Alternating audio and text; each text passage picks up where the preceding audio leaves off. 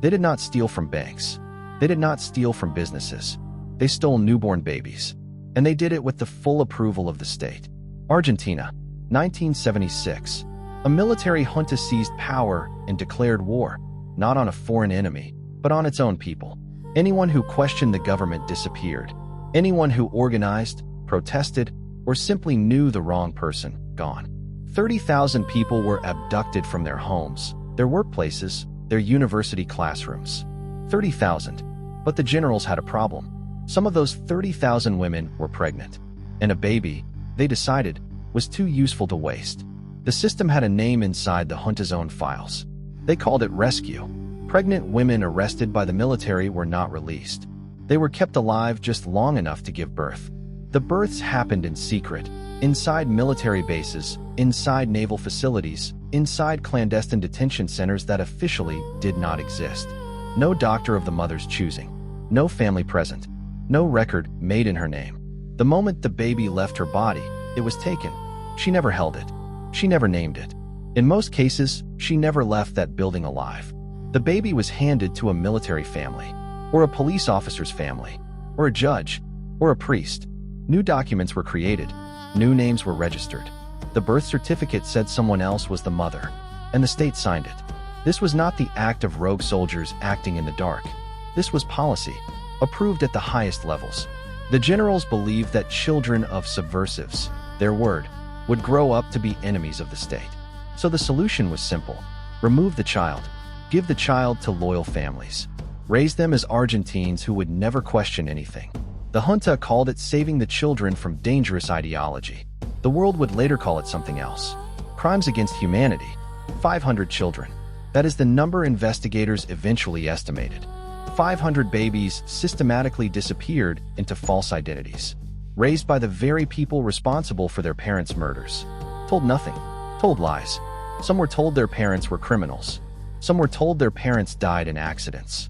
Some were never told anything at all, just that they were loved, that they were wanted, that they were theirs. But the grandmothers knew.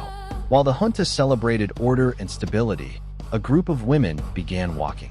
Plaza de Mayo, Buenos Aires. Every Thursday, a slow circle around the central monument. White headscarves on their heads. Photographs of their missing children pinned to their coats. They were called the Madres de Plaza de Mayo, the Mothers of Plaza de Mayo. And then from within that group, a smaller, more specific organization emerged. The Abuelas, the grandmothers. Women who had lost not just their children to the junta's death squads, but their grandchildren too. Grandchildren who were still alive. Somewhere. Living under false names. Raised by strangers. Not knowing who they were. The grandmothers did not stop walking. They did not stop demanding. They were threatened. Some were arrested. Some disappeared. And still they walked. In 1983, the dictatorship collapsed. Democracy returned to Argentina. The disappeared did not return with it. But now, for the first time, investigations could begin.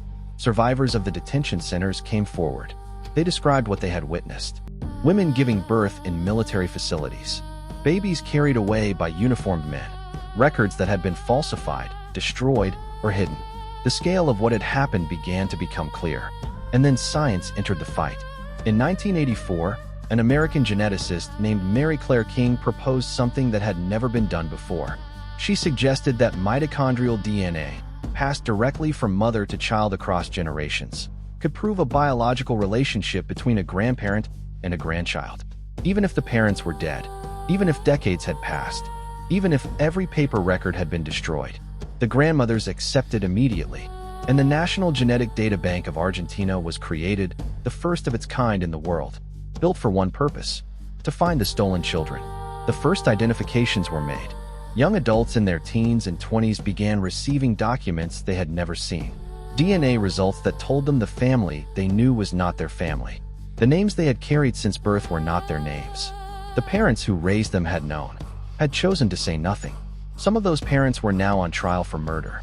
Imagine being 20 years old and sitting across a courtroom from the man who raised you, who called himself your father, who you now know received you hours after your real mother was killed. That is not a scene from a film. That happened in Argentina, multiple times. The courts began convicting military officers. Former President Jorge Rafael Videla was sentenced to life in prison. He died behind bars in 2013. Former Admiral Emilio Massera, convicted.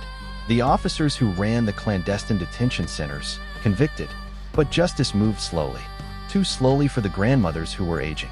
Too slowly for the stolen children who were now stolen adults. Living with identities built on lies. Grieving for parents they never knew. Trying to understand how an entire government had erased who they were. And far too slowly for the ones still out there. Still not knowing.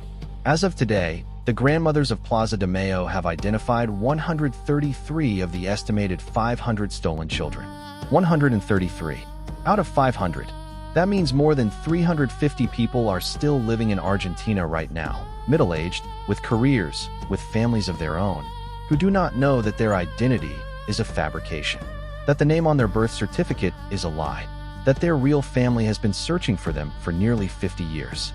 Some of them have already been found but refused to take the DNA test, because knowing means everything they believed about their life becomes a crime scene, because knowing means the people who raised them, who they may still love, are guilty, because knowing is not always something a person can simply choose.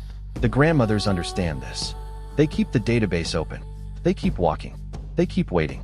And there is something that almost no one outside Argentina knows. The Catholic Church, priests who facilitated adoptions, bishops who were briefed on the program, a chaplain who attended births inside detention centers and blessed the babies before they were taken. The Vatican files on Argentina from this period have never been fully released. The Church has never formally apologized. Neither has the institution of the Argentine military as a whole. Individual officers have been convicted. The system that built the program has never fully admitted what it was. This story does not end in 1983. It does not end with the convictions. It does not end here. Because 350 people woke up this morning not knowing what you now know. 350 people are carrying stolen names in a country that has never finished reckoning with what was done. And the grandmothers, now in their 80s and 90s, are running out of time to find them. If this story stopped you, share it. Not for this channel, for the 350. Because every person who sees this is one more person who might know someone who should know the truth. Drop the word Abuelas in the comments if you watched until the end. It means grandmothers in Spanish. And it is the only word that kept this story alive when the whole world looked away. We are not finished here. There are stories connected to this one. The church files, the officers who were never prosecuted, the stolen children who became activists, that we have not told yet. Stories that will make this one feel like the beginning. Stay on this page, because what comes next will shock you even more.